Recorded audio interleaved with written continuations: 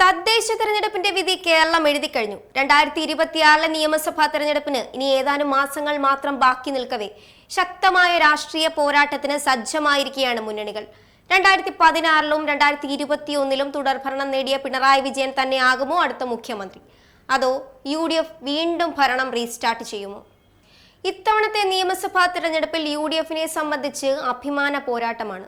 തദ്ദേശ തെരഞ്ഞെടുപ്പിൽ നിലമ്പൂർ മണ്ഡലം സ്വന്തമാക്കിയതിൽ പിന്നെ മുൻപെങ്ങും കണ്ടിട്ടില്ലാത്ത വിധം ഒരാഘോഷവും ആവേശവും ഒക്കെ UDFനിടയിൽ വന്നു ചേർന്നിട്ടുമുണ്ട്. ഇനി ഒരിക്കൽ കൂടി CPM ഭരണത്തിൽ വരില്ല എന്ന ആത്മവിശ്വാസമാകാം അവരുടെ എല്ലാ ആവേശങ്ങൾക്കും പ്രധാന കാരണം. തുടർച്ചയായി UDFന് 2 തവണ ഭരണം കൈമോശം വന്നു. ഇനി ഒരിക്കൽ കൂടി നിയമസഭാ തെരഞ്ഞെടുപ്പിൽ തോൽവി കൈവരിക്കേണ്ടി വന്നാൽ UDF എന്ന പാർട്ടിയുടെ നിലനിൽപ്പിനെ തന്നെ അത് സാരമായി ബാധിക്കും. പക്ഷേ 2026 നിയമസഭാ തിരഞ്ഞെടുപ്പിൽ UDFൽ ആരാവും മുഖ്യമന്ത്രി എന്ന ചോദ്യത്തിന് ഇതുവരെ ഉത്തരം കിട്ടിയിട്ടില്ല.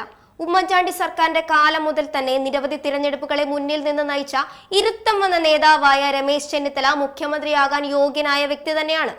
പക്ഷേ പാർട്ടിക്കുള്ളിൽ തന്നെ അദ്ദേഹത്തെ ഒതുക്കി തീർക്കാനുള്ള രാഷ്ട്രീയ ചരടുവലികൾ ഇപ്പോഴും നടക്കുന്നുണ്ട്. എങ്കിലും എല്ലാം സഹിച്ചും ക്ഷമിച്ചും പാർട്ടിക്കുള്ളിൽ തന്നെ തുടരുന്നത് 2026 നിയമസഭാ തിരഞ്ഞെടുപ്പിൽ ലഭിച്ചേക്കാവുന്ന മുഖ്യമന്ത്രി കസേര കണ്ടിട്ട് തന്നെയാണ്. ചെന്നിത്തലയെ സംബന്ധിച്ച് ഇനിയൊരു രാഷ്ട്രീയ അംഗത്തിന് ബാല്യമില്ല. UDFൽ മുഖ്യമന്ത്രി കസേര കൊതിക്കുന്ന അടുത്ത ആൾ പിണറായി വിജയന്റെ എല്ലാ ഐശ്വര്യങ്ങൾക്കും കാരണക്കാരനായ വ്യക്തിയെന്ന് വെള്ളാപ്പള്ളി നടേശൻ വിശേഷിപ്പിച്ച കേരളത്തിന്റെ പ്രതിപക്ഷ നേതാവ് VD സതീശനാണ്. ഹൈക്കമാൻഡിൽ മൃഗീയ സ്വാധീനമുള്ള രാഹുൽ ഗാന്ധിയുടെ വലങ്കൈയായ KC വേണുഗോപാൽ UDF ഭരണം പിടിച്ചു എന്നറിയുന്ന ക്ഷണം തലസ്ഥാനത്തേക്ക് പറന്നിറങ്ങും. രാഹുൽ ഗാന്ധിയുടെ ഒരു യെസ് മാത്രം മതി KCക്ക് ഭരണത്തിൽ കയറാൻ. ഇത്തവണ തിരുവനന്തപുരം കോർപ്പറേഷൻ സ്വന്തമാക്കിയതിന്റെ ആഹ്ലാദത്തിലാണ് BJP. നിയമസഭാ തിരഞ്ഞെടുപ്പിൽ BJPക്ക് അത്ര കണ്ട് മികവ് പുലർത്താൻ ഇതുവരെ സാധിച്ചിട്ടില്ല എങ്കിലും 2025 തദ്ദേശ തിരഞ്ഞെടുപ്പിൽ മുൻപുള്ളതിനേക്കാൾ നേരിയ തോതിൽ മുന്നേറാൻ BJPക്ക് കഴിഞ്ഞിട്ടുണ്ട്. തിരുവനന്തപുരം സെൻട്രൽ, നേമം, ആലപ്പുഴ ജില്ലയിലെ കായംകുളം, എറണാകുളത്തെ വൈപ്പിൻ, പറവൂർ ശക്തമായൊരു പ്രവർത്തനം BJP നടത്തിയാൽ തരക്കേടില്ലാത്ത രീതിയിൽ തന്നെ BJPക്ക് തിരഞ്ഞെടുപ്പ് ഫലത്തിൽ മാറ്റം സൃഷ്ടിക്കാൻ സാധിക്കും. കഴിഞ്ഞ തിരഞ്ഞെടുപ്പ് ഫലങ്ങൾ പരിശോധിച്ചാൽ 2011-ൽ UDFന് 72 സീറ്റും LDFന് 68 സീറ്റും ലഭിച്ചു. ഏകദേശം 4 സീറ്റുകളുടെ നേരിയ വ്യത്യാസത്തിലാണ് UDF അവസാനമായി ഭരണം സ്വന്തമാക്കിയത്. ഉമ്മൻചാണ്ടി സർക്കാർ ജനപ്രിയനായിരുന്നു.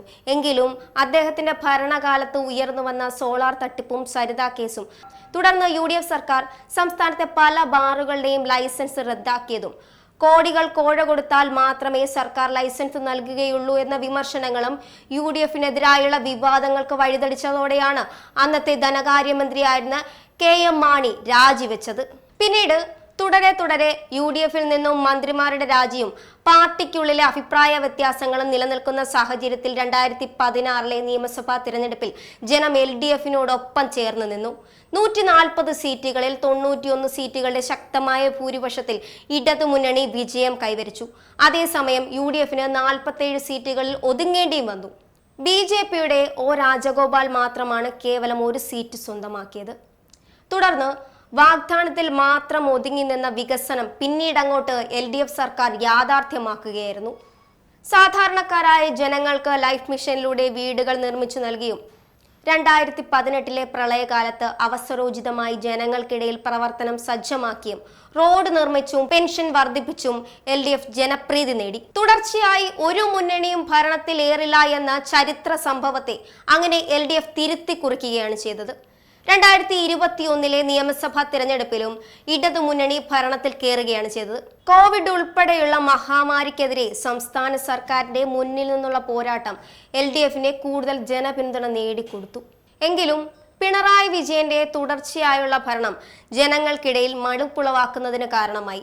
2019 ശബരിമലയിൽ സ്ത്രീകളെ കയറ്റിയതും പെൻഷൻ വൈകിപ്പിച്ചതും ആശാ വർക്കർമാരുടെ ഓണറേറിയം തടസ്സപ്പെടുത്തിയതും ഇപ്പോഴിതാ യഥാർത്ഥ പ്രതികളെ ഇതുവരെ കണ്ടെത്തിയിട്ടില്ലാത്ത സ്വർണ്ണക്കൊള്ളക്കേസും സർക്കാരിനെതിരെ വലിയൊരു ഭരണവിരുദ്ധ തരംഗം സൃഷ്ടിക്കുന്നതിനും കാരണമായി.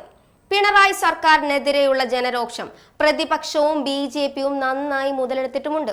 സർക്കാരിനെതിരെയുള്ള ഭരണവിരുദ്ധ തരംഗം ജനങ്ങളെ മാറ്റി ചിന്തിപ്പിച്ചു എന്നതിന്റെ ഏറ്റവും വലിയ തെളിവാണ് 2025 തദ്ദേശ തിരഞ്ഞെടുപ്പിൽ ജനം എഴുതിയ വിധി. 2025 തിരഞ്ഞെടുപ്പിൽ ശക്തമായ UDF തരംഗം കേരളത്തിൽ ആഞ്ഞടിക്കുന്നത് നമ്മൾ കണ്ടു. പിണറായി വിജയനെതിരെയുള്ള ഭരണവിരുദ്ധ തരംഗമാണ് UDFനും BJPക്കും വോട്ടായി ചെന്നു ചേർന്നതും. എന്നിരുന്നാലും LDF 2026 നിയമസഭാ തിരഞ്ഞെടുപ്പിൽ അമ്പെ പരാജയപ്പെടുമെന്ന് നമുക്ക് ഉറപ്പിച്ചു പറയാൻ സാധിക്കില്ല.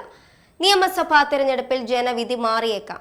എന്തായാലും ജനാധിപത്യ മൂല്യങ്ങൾക്കും ജനക്ഷേമത്തിനും വില കൽപ്പിക്കുന്ന ഒരു ഭരണാധികാരിയെയാണ് കേരളം കാത്തിരിക്കുന്നത്. നമുക്ക് നോക്കാം കേരളത്തിന്റെ ജനനായകൻ ഇനി ആരാകുമെന്ന്.